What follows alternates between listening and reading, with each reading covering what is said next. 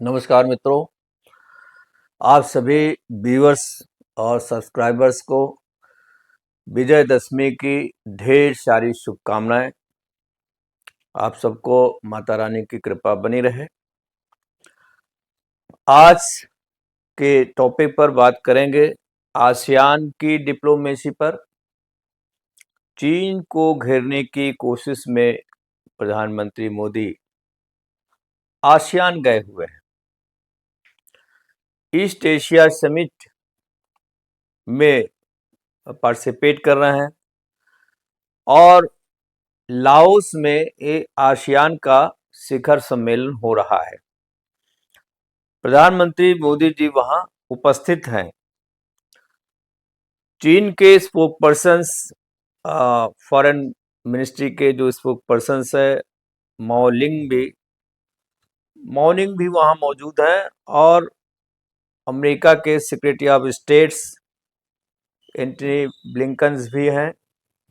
जब आसियान की बैठक होती है, जनरली ये तीनों देश के प्रतिनिधि गेस्ट के रूप में उपस्थित होते हैं, भारत, चीन और अमेरिका। क्योंकि भारत, चीन और अमेरिका तीनों का इस रीजन में एक इंटरेस्ट रहता है और एक इन्फ्लुएंस भी रहता है, चाहे पॉलिटिकल इन्फ्लुएंस हो, चाहे स्ट्रेटजिक इन्फ्लुएंस हो, चाहे इकोनॉमिक इन्फ्लुएंस हो, रहता है कुछ न कुछ।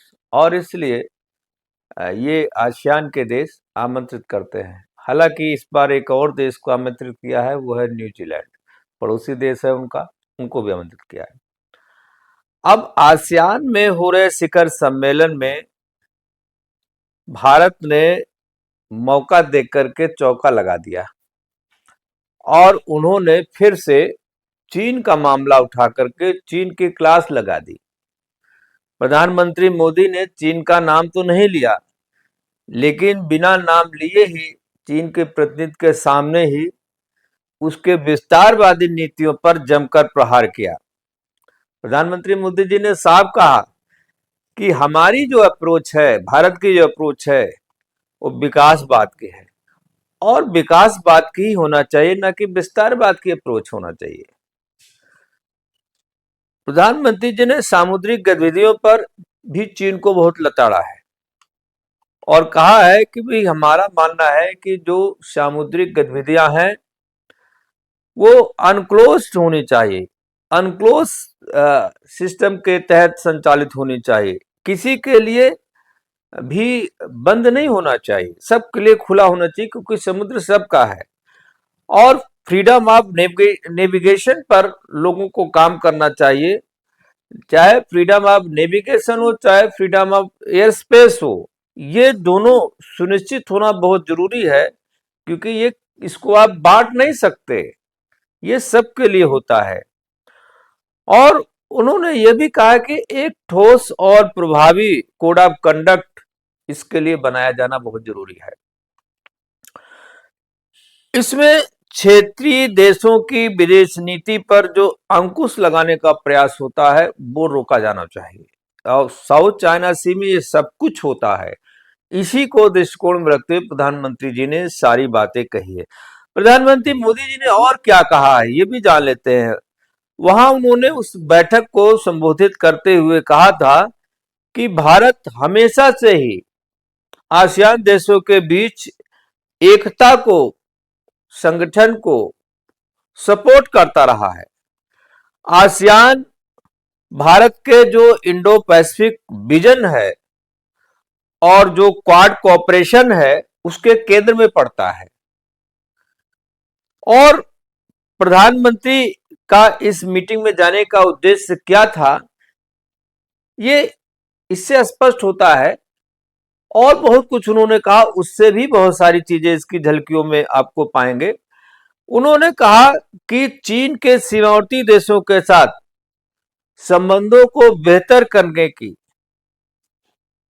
ये जो कोशिश भारत कर रहा है, इससे जो साउथ एशियाई देशों के राष्ट्र हैं उनका भारत के साथ संबंध भी मजबूत हो रहा है और इससे चीन की घेराबंदी भी हो रही है। एक उद्देश्य है उनके जाने का।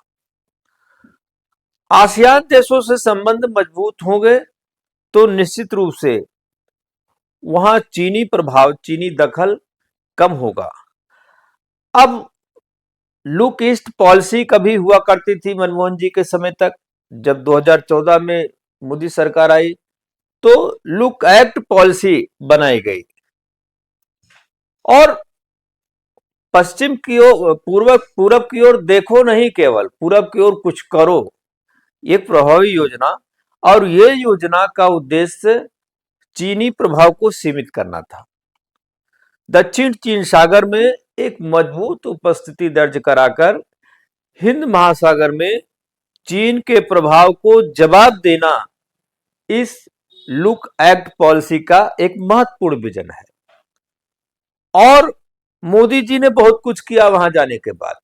उनकी आदत है, आप जानते हैं, उनका स्वभाव है कि लाओस में जो ईस्ट एशिया समिट है, उस समिट के बाद वहां कई नेताओं से मिले, अलग अलग से बैठकें की और सबको कुछ न कुछ गिफ्ट भी दिया। खासतौर से इनमें जो न्यूजीलैंड के प्रधानमंत्री आए थे, क्रिस्टोफर लक्सन साहब, उनसे मुलाकात किया। जापान के प्रधानमंत्री इशिबा साहब से मुलाकात किया। थाईलैंड के जो प्राइम मिनिस्टर शिनवात्रा साहब थे, शिनवात्रा साहब से मुलाकात किया। और लाओस के जो राष्ट्रपति प्रधानमंत्री हैं, उनसे भी उन्होंने मुलाकात की। जापान और भारत के बीच सेमीकंडक्टर के मामले में, बुनियादी ढांचे के विकास मामले में, कनेक्टिविटी के मामले में, डिफेंस सेक्टर के मामले में और अन्य कई क्षेत्रों को लेकर के चर्चा हुई और कई चीजों पर सहमति भी व्यक्त की गई। न्यूजीलैंड के साथ व्यापार, निवेश, डिफेंस, स्पेस और टूरिज्म जैसे मुद्दों पर भी प्रधानमंत्री जी ने चर्चा की है। और क्रिस्टोफर लक्सन साहब जो न्यूजीलैंड के प्रधानमंत्री हैं, उनको भारत आने का निमंत्रण भी उन्होंने दिया है। प्रधानमंत्री ने म्यांमार के साथ भी चर्चा की। म्यांमार हमारी सीमा से जुड़ा हुआ देश है और जो म्यांमार के मुद्दे हमारे साथ जो कॉन्फ्लिक्ट पैदा करते हैं या कॉपरेशन में रुकावट आती है, उन सब चीजों पर भी चर्चा हुई। अब एक्ट ईस्ट पॉलिसी के बारे में भी जान लेना बहुत जरूरी है। मोदी सरकार के एक्ट ईस्ट पॉलिसी के 10 साल पूरे हो गए हैं, 10 साल से ऊपर हो गया है। और एक्ट ईस्ट पॉलिसी भारत की डिप्लोमेसी का एक बहुत महत्वपूर्ण हिस्सा है, जिसका उद्देश्य साउथ ईस्ट एशियाई देशों के साथ अपने संबंध मजबूत करना, बेहतर करना, आगे बढ़ाना और चीन की विस्तारवादी नीति को चुनौती के रूप में लेना और उसकी इस नीति का विरोध करना हर मंच पे। प्रधानमंत्री ने 1 महीने पहले ही, आपने देखा होगा, ब्रुनोई का दौरा किया था। ब्रुनोई एक ऐसा देश है जहां केवल 4 लाख की आबादी है। ब्रुनोई के सुल्तान, उनके परिवार से और वहां तमाम इंडियंस रहते हैं, उनके साथ भी उन्होंने मुलाकात की है। और ब्रुनोई में भारत ने कई जगहों पर ग्राउंड स्टेशन भी बनाए हुए हैं जो सैटेलाइट ट्रैकिंग का काम करते हैं।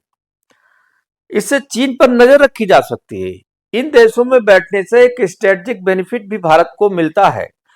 और ये एक ऐसा आइलैंड है जहां आगे चल करके आप नेविगेशन बेस बना सकते हैं, नेवल बेस बना सकते हैं। ये आपके लिए अपॉर्चुनिटी दे सकता है। सम्मेलन में पूरे दौरान चीन की बड़ी फजीहत की गई। सम्मेलन में दूसरे देशों ने भी चीन की जो ये चीन सागर की नीति है, साउथ चाइना सी का जो मामला है, इसको लेकर के ढेर सारी आलोचना की है। शुरुआत भारत ने की, फिर सभी देशों ने अपने हाथ साफ किए, किसी ने चीन को नहीं छोड़ा और इससे चीन चिढ़ गया। सभी देशों ने चीन की विस्तारवादी नीति की खुलकर निंदा की। ये बड़ा सफल सम्मेलन भारत के लिहाज से भी रहा। अब चीन के विदेश मंत्रालय से जो प्रवक्ता गई थी, वो ये कह रहे थे कि make the South China Sea a sea of peace, friendship and cooperation. अरे भाई, कौन नहीं जानता है ये जो पीस, फ्रेंडशिप और कोऑपरेशन की बात कर रहे हैं। उन्हें जब भी मौका मिलता है दूसरे की जमीन हथिया लेते हैं, दूसरे को कर्ज देकर गुलाम बना लेते हैं, दूसरे को परेशान करने का कोई मार्ग नहीं छोड़ते। ये वो देश है चीन जो आतंकवादियों के लिए भी यूनाइटेड नेशन में खड़ा हो जाता है वीटो पावर लेकर के, और ये फ्रेंडशिप कोऑपरेशन की बात कर रहा है। गजब की बात है। अगर मैं ये देखूं कि इनका जो पीस फ्रेंडशिप कॉपरेशन है वो इतना ही अगर पॉपुलर है, इतना ही प्रशंसा की योग्य है, तो इनके पीछे पॉलिटिकल पोलराइजेशन क्यों नहीं होता? देश इनके पीछे क्यों नहीं खड़े होते? इनकी लामबंदी में कोई क्यों नहीं जाता है? आज तक ये दुनिया में इनकी स्वीकारता क्यों नहीं बन पाई है? इतने ताकतवर, आर्थिक रूप से, सामरिक रूप से होते हुए भी राजनीतिक रूप से इनकी स्वीकारता भारत से भी ज्यादा कमजोर है, कई गुना ज्यादा कमजोर है। क्योंकि हर कोई जानता है कि स्वार्थी देश है, व्यापारी देश है, अपने स्वार्थ के लिए काम करता है, ये शुद्ध रूप से एक व्यापारी है। ये किसी के लिए काम नहीं करता, किसी के समस्या में ये हर समस्या का लाभ लेने की कोशिश करता है। कोरोना आया तो लगा बेचने अपना माल। किसी को, भारत में तो बहुत सारे देशों को चाहे वैक्सीन का मामला हो, बहुत सारी चीजों का, दवाओं का मामला हो, उसने मुफ्त में भी दिया। थोड़ा विश्लेषण करते हैं इसका। देखिए, पूर्वी एशिया में भारत की विदेश नीति का प्रभाव वास्तव में जयशंकर जी के आने के बाद बहुत सारे पश्चिम क्षेत्रों में जो बढ़ा है वो उतना देखने को नहीं मिलता है। कहीं न कहीं ये प्रभाव सीमित दिखाई देता है, कमजोर भी दिखाई देता है। हमारी विदेश नीति पश्चिम की ओर ज्यादा केंद्रित रही है, क्योंकि हमने मिडिल ईस्ट को ज्यादा ध्यान दिया और यूरोपीय देशों को ज्यादा ध्यान दिया, अमेरिका के संदर्भ में अपनी नीतियों को ज्यादा महत्व देने की कोशिश की, सेंट्रल एशिया और इन क्षेत्रों में ज्यादा की। इसलिए चाहे ईस्ट एशिया की बात हो, चाहे साउथ एशिया की बात हो, मुझे लगता है कि यहाँ पर विदेश नीति या तो हम केंद्रित नहीं हो पाए, या फिर हमें उस तरीके का बेनिफिट नहीं मिला है, और पर्याप्त उदासीनता देखने को मिलती है इन देशों में। पड़ोसी देशों में भी जो भारत की विदेश नीति है, इधर काफी समय से आप देख रहे हैं कि निष्प्रभावी जैसी लग रही है। संबंध बनने के बजाय बिगड़ रहे हैं, चाहे नेपाल हो, चाहे बांग्लादेश हो, चाहे मालदीव हो। आप देख रहे हैं कि संबंध पहले जैसे नहीं है, उससे भी खराब हुए हैं। अब इसका कारण और भी हो सकता है, लेकिन कहीं न कहीं हमारे विदेशी विदेश नीति की भी असफलता इसमें दिखाई देती है कि हमने यहाँ पर अपने को केंद्रित नहीं कर पाए, या अपनी जो भूमिका, स्ट्रांग जो अपनी पोजीशन होनी चाहिए, कहीं न कहीं ये कुछ चूक हुई है। हालाँकि इस पर, साउथ ईस्ट पर, हम साउथ एशिया पर फिर एक नया वीडियो बनाएँगे, उस पर चर्चा करेंगे। लेकिन इन सब से होता क्या? इन सब से होता यह है कि जब आपकी प्रेजेंस कमजोर होती है तो किसी को स्पेस मिलता है, और चीन को स्पेस मिला है। चीन ने आगे बढ़ा है, पड़ोसी देशों के साथ खासतौर से चीन के रिश्ते मजबूत हुए हैं, और अमेरिका भी इस क्षेत्र में रुचि लेने लगा है। चाहे आप बांग्लादेश का मामला हो या नेपाल का मामला हो, इन सब देशों में बांग्लादेश की, और सॉरी, अमेरिका की रुचि भी बहुत दिखाई दे रही है, उसका इंटरेस्ट भी दिखाई दे रहा है, उसके डिप्लोमेट भी बहुत एक्टिव हैं। ये सब भारत के हित में नहीं है। और यूं कहें तो पूर्वी और दक्षिणी एशिया में भारत की विदेश नीति कुछ खास कमाल नहीं दिखाई पाई है। हमें लगता है जयशंकर जी को और मोदी सरकार को, प्रधानमंत्री मोदी जी को, जैसे कि मोदी सरकार का पहला कार्यकाल जब उन्होंने शुरू किया था, तो उन्होंने उसको शपथ ग्रहण के समय उन्होंने सार्क देशों का आमंत्रित किया था, और सार्क देशों पर उन्होंने बड़ी फोकस किया था। उन देशों में गए जहां कोई जाता नहीं था। सार्क के लिए अलग से सैटेलाइट तक बनाया उन्होंने, ताकि इन्हें मुफ्त तमाम चीजें दी जाए। और अटल जी कहा करते थे, शत्रु बदले जा सकते हैं, मित्र बदले जा सकते हैं, लेकिन पड़ोसी नहीं बदले जा सकते। पड़ोसियों को हम प्राथमिकता नहीं देंगे तो पड़ोसियों को कोई और प्राथमिकता देगा, फिर वो मुझसे अलग होंगे, और फिर दूसरे देशों को स्पेस मिलेगा। वही हो रहा है। और मैं समझता हूं कि इसमें जयशंकर जी को, प्रधानमंत्री जी को विचार करना चाहिए कि पड़ोस में, साउथ ईस्ट एशिया में जो सार्क कंट्रीज हैं उसमें, और जो ईस्ट एशियन या आसियान के जो देश हैं उसमें, हमें अपने विदेश नीति को फोकस करना चाहिए। और अमेरिका के तर्ज पर हमें हेड ऑफ स्टेट भी बनाना चाहिए, कि अलग अलग स्टेट के अलग अलग टेबल्स मैनेज करने वाले बेहतर लोगों को, बेहतर डिप्लोमेट्स को इस काम के लिए लगाया जाए। आने वाले समय में मैं समझता हूँ ऐसा कुछ किया गया तो उसके सुखद परिणाम देखने को मिलेंगे, और साउथ एशियाई देशों में चीन की घेराबंदी करने में भारत सफल होगा। और साउथ एशिया में भी, जब साउथ ईस्ट एशिया में हम सफल होंगे, तो साउथ एशिया में भी चीन का प्रभाव कम होगा। इन्हीं शब्दों के साथ आज आप विराम देते हैं। कल फिर मिलेंगे किसी नए एपिसोड के साथ। बहुत बहुत धन्यवाद। आप चैनल को लाइक करें, सब्सक्राइब करें, शेयर करें, हमारी टीम को सपोर्ट भी करते रहें। बहुत बहुत धन्यवाद। नमस्कार।